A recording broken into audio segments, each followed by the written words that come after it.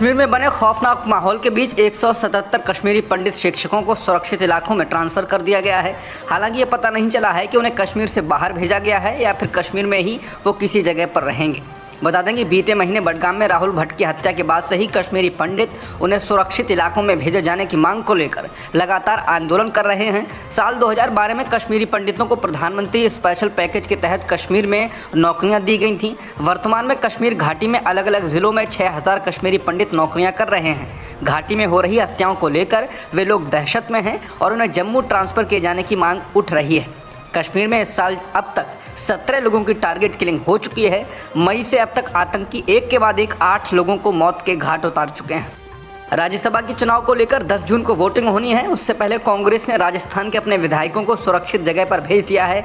इन विधायकों को उदयपुर के एक रिजॉर्ट में ठहराया गया है। राजस्थान में कांग्रेस ने अपनी सभी विधायकों और मंत्रियों से शुक्रवार शाम तक उदयपुर के एक रिजॉर्ट में पहुंचने के लिए कहा था, लेकिन राजस्थान सरकार में सैनिक कल्याण मंत्री राजेंद्र गुड़ा और 5 विधायक ऐसे हैं जो रिजॉर्ट में नहीं पहुंचे हैं। राजेंद्र गुड़ा ने मुख्यमंत्री अशोक गहलोत पर हमला भी बोला है। उन्होंने कहा कि मुख्यमंत्री अशोक गहलोत बातें बहुत करते हैं, लेकिन ये बेहतर होगा कि बोलने के बजाय वो कभी बैठकर चिंतन करें।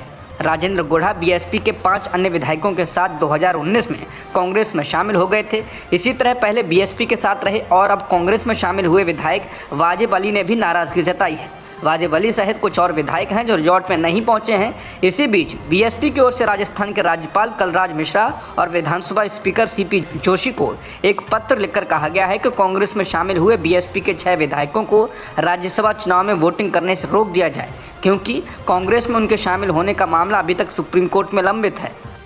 राज्यसभा चुनाव को लेकर राजस्थान जैसा ही हाल हरियाणा कांग्रेस में भी है। यहाँ 4 विधायक नया रायपुर के रिजॉर्ट में नहीं पहुँचे हैं। कांग्रेस ने गुरुवार रात को ही अपने सभी विधायकों को दिल्ली से छत्तीसगढ़ भेज दिया था, लेकिन 4 विधायक जिनमें किरण चौधरी, चिरंजीव राव, रेणु बाला और कुलदीप बिश्नोई शामिल हैं, ये अभी तक रिजॉर्ट में नहीं पहुंचे हैं। किरण चौधरी ने सेहत खराब होने, चिरंजीव राव ने जन्मदिन का कार्यक्रम होने, रेणु बाला ने व्यक्तिगत कारण को रिजॉर्ट में न पहुंचने की वजह बताया है, जबकि कुलदीप बिश्नोई पहले से नाराज चल रहे हैं। इन सभी विधायकों को यहां तक लाने की जिम्मेदारी हरियाणा से राज्यसभा के सांसद दीपेंद्र सिंह हुड्डा को दी गई थी। दीपेंद्र सिंह हुड्डा हरियाणा में विपक्ष के नेता और पूर्व मुख्यमंत्री भूपेंद्र सिंह हुड्डा के बेटे हैं और हरियाणा कांग्रेस संगठन की कमान भूपेंद्र सिंह हुड्डा के करीबी उदय भान को सौंपी गई है। बता दें, हरियाणा में राज्यसभा की 2 सीटों के लिए चुनाव होना है, लेकिन यहां कांग्रेस की चिंता पूर्व केंद्रीय मंत्री विनोद शर्मा के बेटे और एक टेलीविजन चैनल के मालिक कार्तिकेय शर्मा के मैदान में आने की वजह से बढ़ गई है। इससे कांग्रेस के उम्मीदवार अजय माकन की सीट पर खतरा पैदा हो सकता है। राज्यसभा के चुनाव के लिए 41 नेताओं का निर्विरोध निर्वाचन हो गया है। इन नेताओं में कांग्रेस के पी चिदम्बरम से लेकर राजीव शुक्ला, बीजेपी के सुमित्रा वाल्मीकि से लेकर आरजेडी की मीसा भारती और सपा रालोद गठबंधन के उम्मीदवार जयंत चौधरी आदि शामिल हैं। शुक्रवार को नाम वापस लेने का अंतिम दिन था और उसके बाद इन 41 उम्मीदवारों के निर्विरोध निर्वाचन की घोषणा की गई। जीते हुए नेता 11 राज्यों से चुने गए हैं। राज्यसभा की कुल 57 सीटों के लिए चुनाव होना था। इन निर्विरोध निर्वाचन के बाद अब 16 सीटों पर 10 जून को वोटिंग होगी। कर्मचारी भविष्य निधि पर ब्याज दर में कटौती को मंजूरी देने के फैसले के लिए राहुल गांधी ने मोदी सरकार पर हमला किया है। उन्होंने कहा कि प्रधानमंत्री ने 6.5 करोड़ कर्मचारियों का भविष्य बर्बाद करने वाला काम किया है। राहुल ने मोदी सरकार के दौरान कर्मचारियों के पीएफ पर मिलने वाले ब्याज में कटौती की जाने की एक रिपोर्ट को ट्वीट करते हुए कहा है कि घर का पता लोक कल्याण मार्ग रख लेने भर से लोगों का कल्याण नहीं हो जाता है। बता दें, सरकार ने 2021-22 के लिए पीएफ जमा पर 8.1% ब्याज दर को मंजूरी दी है। ये 40 साल के इतिहास में सबसे कम ब्याज दर है। कांग्रेस नेता ने अपने ट्वीट में मोदी सरकार पर देश में महंगाई बढ़ाने और कमाई घटाने वाला मॉडल लागू करने का आरोप लगाया है। राहुल ने यह हमला तब किया है जब देश में महंगाई रिकॉर्ड स्तर पर है।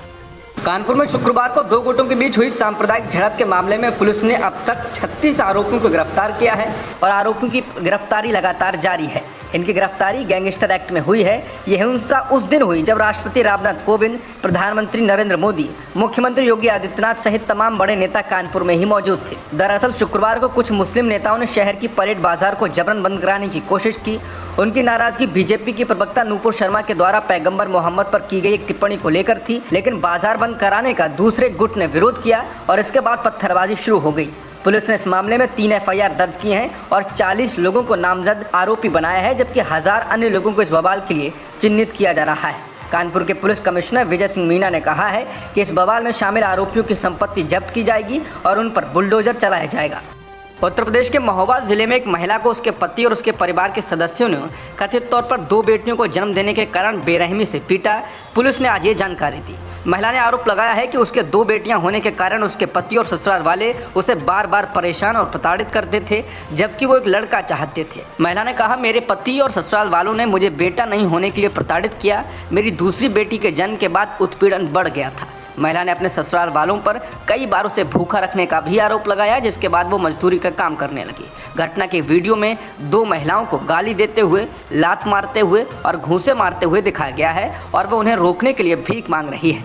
पुलिस ने बताया है कि मामला दर्ज कर लिया गया है और जांच की जा रही है। महिला को इलाज के लिए अस्पताल में भर्ती करा दिया गया है।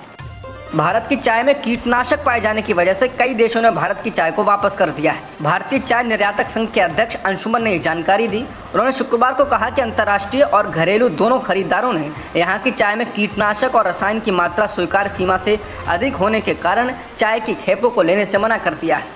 ग्लोबल मार्केट में श्रीलंका की चाय बहुत बिकती है, लेकिन वहां संकट को देखते हुए भारतीय चाय बोर्ड निर्यात में तेजी लाने पर विचार कर रहा है। हालांकि खेपों की नामंजूरी के कारण बाहरी शिपमेंट में गिरावट आ रही है। बता दें, 2021 में भारत ने 195.90 मिलियन किलो का चाय निर्यात किया। प्रमुख खरीदार स्वतंत्र राज्यों के राष्ट्रमंडल, राष्ट्र और ईरान थे। बोर्ड का लक्ष्य इस साल 30 करोड़ किलो चाय का लक्ष्य हासिल करना है। इलेक्ट्रिक कार कंपनी टेस्ला के सीईओ एलन मस्क के एक बयान से कंपनी को झटका लगा है और शेयरों में तेजी से गिरावट दर्ज की गई।